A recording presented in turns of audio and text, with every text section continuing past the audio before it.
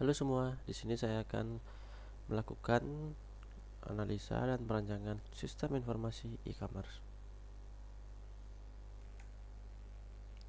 Pertama, saya akan melakukan analisis kebutuhan dari sisi administrator atau admin. Apa saja yang admin bisa lakukan di sistem?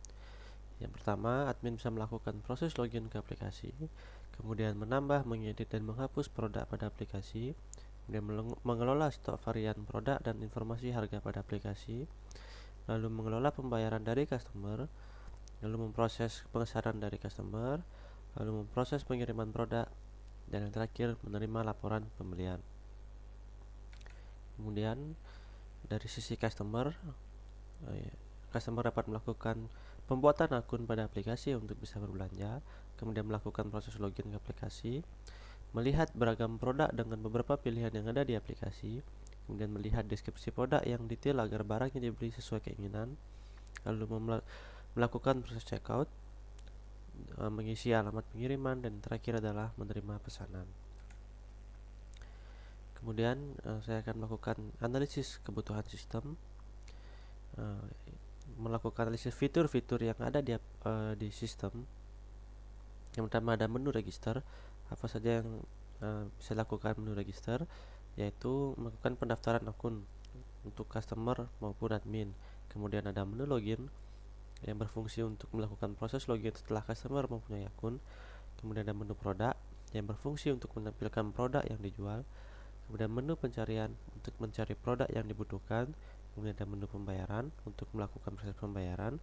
Kemudian ada menu keranjang atau chart untuk menyimpan barang yang dipilih dan akan dibeli sebelum melakukan proses pembayaran. Kemudian ada analisis kebutuhan perangkat keras dan lunak. Di sini saya menggunakan perangkat lunak. Yang pertama ada sistem operasi Windows 11. Saya menggunakan text editor VS Code. Saya menggunakan web server SAMPP. Kemudian saya menggunakan browser Google Chrome. Kemudian dari sisi perangkat kerasnya, saya menggunakan PC dengan spesifikasi prosesor Intel Core i3, RAM 16GB, SSD 1TB, VGA card 12GB, 1 unit monitor, 1 unit keyboard, 1 unit mouse, dan jaringan internet.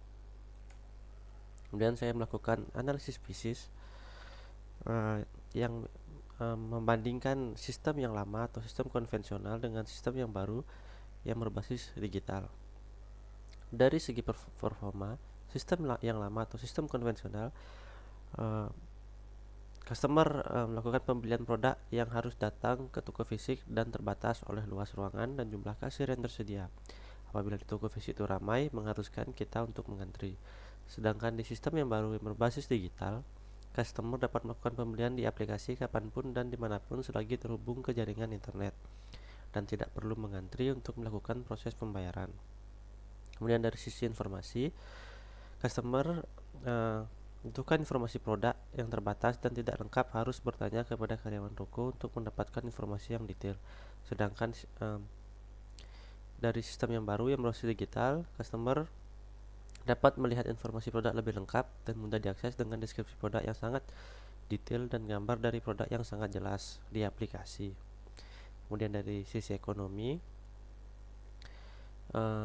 sistem yang lama memakan biaya operasional yang tinggi termasuk sewa toko, gaji karyawan, dan inventaris fisik lainnya. Sedangkan sistem baru yang berbasis digital memakan biaya operasional yang lebih rendah karena tidak membayar sewa toko dan jumlah karyawan yang lebih sedikit. Kemudian dari sisi kontrol, sistem yang lama masih menggunakan manual dari input stok produk, gajian karyawan, dan juga keuangan, sehingga ada kemungkinan dilakukan kecurangan oleh karyawan. Sementara sistem yang baru sudah berbasis digital. Semua bisa dikontrol lewat satu aplikasi dan mengurangi risiko adanya kecurangan dari karyawan. Dan dari sisi efisiensi, sistem yang lama mungkin proses pembeliannya memakan waktu yang cukup lama karena customer harus berjalan di toko untuk mencari produk yang diinginkan. Sementara sistem yang baru yang berbasis digital, proses pembelian yang cepat dengan fitur pencarian dengan mengetik produk yang dicari, aplikasi akan langsung menampilkannya dan bisa langsung menuju proses pembayaran. Kemudian dari sisi service, atau pelayanan. Di sistem yang lama, untuk ketersediaan produk, customer harus mengunjungi toko fisik. Jika produk tidak tersedia, customer harus mencari toko lain yang memakan banyak waktu.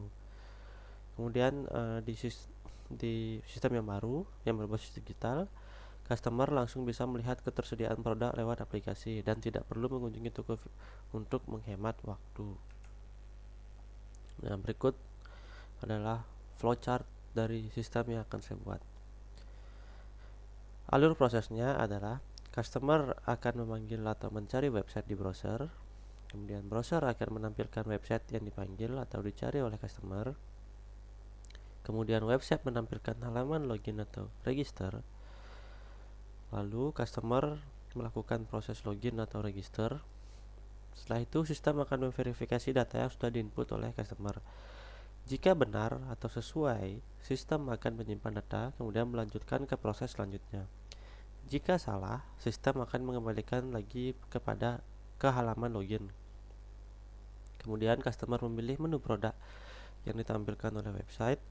Kemudian sistem akan menampilkan halaman produk. Kemudian penjual atau admin melakukan proses create di halaman produk atau proses create, read, update, delete di halaman produk. Kemudian customer memasukkan produk yang diinginkan ke dalam keranjang. Kemudian sistem akan menampilkan produk yang ada di keranjang. Lalu customer melihat keranjang untuk memastikan produk yang akan dibeli. Jika sudah yakin dengan pesanannya, maka customer dapat melakukan proses selanjutnya. Sistem akan memverifikasi pesanan customer. Jika tidak ada perubahan, maka akan langsung dialihkan ke halaman checkout.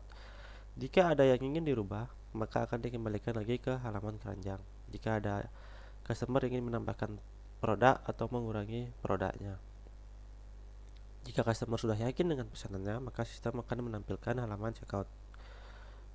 Customer mengisi form yang disediakan seperti mengisi alamat pengiriman. Kemudian customer melakukan pembayaran. Lalu customer mengupload bukti pembayaran ke sistem. Sistem akan menampilkan status pembayaran. Sistem akan menyimpan bukti pembayaran. Lalu penjual atau admin menerima bukti pembayaran. Kemudian penjual atau admin memberikan nomor isi pengiriman. Kemudian penjual atau admin mengubah status pesanan, yaitu jika pesanan berhasil dan status pesanan gagal. Lalu sistem akan menampilkan nomor isi dan status pesanan. Customer menerima nomor isi dan informasi dari status pesanan, lalu sudah selesai. Kemudian di sini ada DFD level 0 dari sistem yang akan saya buat. Berikut adalah alur proses dari DFD level 0. DFD ini memiliki 3 entitas, yaitu admin, sistem, dan juga customer. Dari admin dapat membuat akun, admin dapat mengisi username dan login jika sudah memiliki akun, admin dapat melakukan proses create, read, update, delete pada data produk, kemudian admin dapat mengupdate data order, kemudian admin dapat mengupdate data pembayaran, kemudian admin dapat mengupdate data pengiriman, dan yang terakhir, admin dapat melihat informasi dari customer dan informasi dari produk, informasi dari order, informasi pembayaran, dan juga informasi pengiriman. Lalu dari sisi customer dapat membuat akun, customer dapat mengisi username dan login, dan dapat melakukan login jika sudah punya akun. Kemudian customer dapat melakukan pencarian produk yang diinginkan di website. Customer dapat melakukan order produk yang diinginkan. Customer dapat melakukan pembayaran produk yang ingin dibeli. Customer dapat melihat status dari pesanannya. Dan customer juga dapat melihat informasi login jika login berhasil dan gagal, informasi produk, informasi order, informasi pembayaran, dan informasi dari status pesanannya. Kemudian ada DFD level 1. Berikut adalah alur proses dari DFD level 1. DFD ini juga terdapat 3 entitas, yaitu admin, sistem, dan customer. Dalam DFD level 1 ini terdapat 5 proses yang ada di dalamnya. Yang pertama ada proses registrasi akun atau pendaftaran. Kemudian ada proses login akun yang sudah dibuat di proses 1. Kemudian proses jual beli produk, kemudian proses pembayaran produk yang ingin dibeli, dan proses pengiriman produk yang dibeli. Berikut adalah alur dari sisi customer dan admin. Yang pertama, customer dapat melakukan register, begitu juga admin dapat melakukan register atau pembuatan akun di proses yang pertama. Data dari user atau customer dan data dari admin akan diterima sistem dan kemudian disimpan ke dalam database. Masing-masing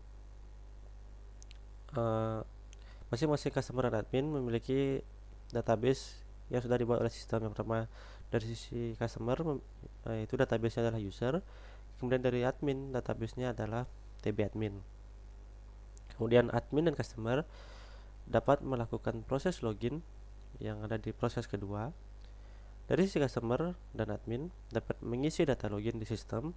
Kemudian tabel dari database user atau TB admin yang sudah dilakukan pendaftaran di pertama, yang menyimpan data pendaftaran pertama, akan melakukan verifikasi data. Apabila data sesuai dengan proses register di awal, maka customer dan admin dapat melakukan proses selanjutnya.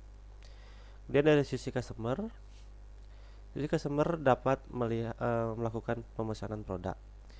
Yang pertama, sistem memberikan informasi produk atau data produk kepada customer. Kemudian customer dapat melakukan pemesanan ke sistem. Kemudian dari sisi admin dapat mengupdate atau melakukan proses create, read, update, dan delete pada data produk yang ada di sistem. Dengan cara dia melakukan create, read, update, delete, kemudian diterima oleh sistem, kemudian sistem menyimpan proses create itu ke dalam database TB produk, kemudian dari TB produk mengupdate lagi ke sistem yang akan diterima oleh customer terkait informasi dari produk. Kemudian setelah melakukan pemesanan, data pemesanan customer akan disimpan ke dalam database TB order, kemudian diupdate lagi ke sistem, dan sistem kembali menerima data yang sudah diberikan oleh customer. Setelah itu diupdate lagi ke TB order detail untuk melakukan pendetailan dari pemesanan customer, kemudian diupdate lagi di sistem setelah disimpan di TB order detail. Setelah itu customer dapat melakukan proses selanjutnya, yaitu proses pembayaran. Dimana customer menginput data pembayaran seperti melakukan proses pembayaran. Kemudian proses pembayaran akan diterima oleh sistem, kemudian sistem memberikan data pembayaran ke dalam, memasukkan data pembayaran ke dalam database data TB pembayaran, kemudian mengupdate lagi ke sistem. Kemudian admin memberikan laporan pembayaran ke sistem. Setelah itu sistem memberikan laporan pembayaran kepada customer.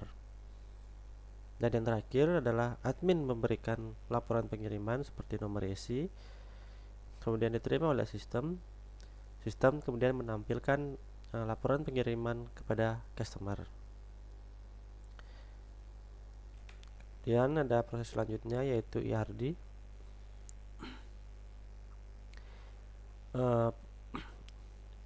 Penjelasan berikut adalah penjelasan dari ERD. Dari yang pertama ada entitas user. Entitas user ini memiliki 6 atribut, yaitu user ID sebagai primary key, kemudian ada nama user, email user, password user, telepon user, dan alamat user.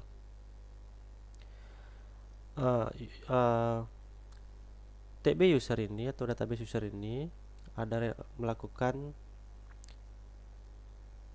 relasi dengan TB order, ya, dapat dengan kardinalitas one to many ke TB order, di mana TB order memiliki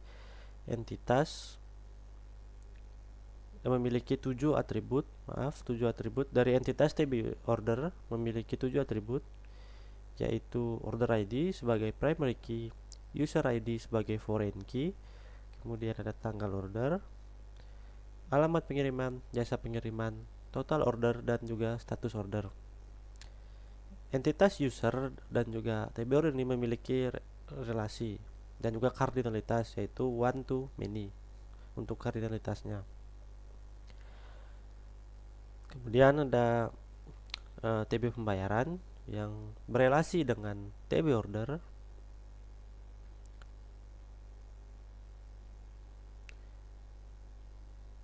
Yang pertama ada TB order. Di entitas TB pembayaran memiliki 4 atribut, yaitu ID pembayaran sebagai primary key, order ID sebagai foreign key, kemudian ada bukti pembayaran dan jumlah pembayaran.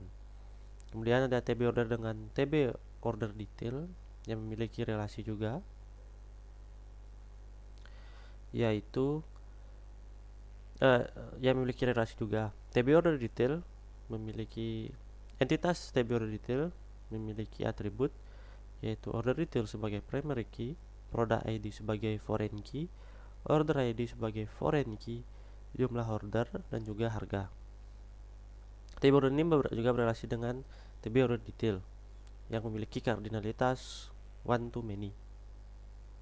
Kemudian ada TB product juga dengan TB product dengan TB order detail yang memiliki relasi. Entitas TB product memiliki beberapa atribut, yaitu product ID sebagai primary key, ID admin sebagai foreign key, nama produk, deskripsi produk, gambar produk, harga produk, dan juga stok produk. Kardinalitas dari relasi TB product dan juga entitas TB retail adalah one to many. Kemudian dari TB admin, entitas TB admin memiliki 4 atribut, yaitu ID admin sebagai primary key, ada nama admin, email admin, dan juga password. Dari relasi TB admin dengan TB product itu memiliki kardinalitas one to many. Berikut adalah penjelasan dari ERD diagram. Kemudian di sini ada mapping database. Di dalam mapping database ini saya akan melakukan relasi antar tabel yang ada di database. Yang pertama ada tabel user. Tabel user sendiri memiliki satu primary key, yaitu user ID yang merupakan primary key yang berelasi dengan tabel order, yang dimana user ID di sana dijadikan foreign key di tabel order. Kemudian ada relasi dari TB order dan juga TB order detail, yang dimana order primary key dari TB order digunakan di TB order detail sebagai foreign key-nya. Kemudian ada TB pembayaran. TB pembayaran juga berelasi dengan TB order, yang dimana order ID-nya digunakan sebagai foreign key di TB pembayaran. Kemudian ada TB product yang berelasi juga dengan TB order detail, di mana product ID-nya berelasi dengan dijadikan foreign key di tabel order detail. Kemudian yang terakhir ada TB admin, di mana TB admin berelasi dengan TB product, di mana admin merupakan foreign key, ID admin dijadikan foreign key di dalam TB product. Baik, sekian adalah penjelasan dari analisa dan perancangan sistem informasi e-commerce dari saya. Terima kasih semuanya.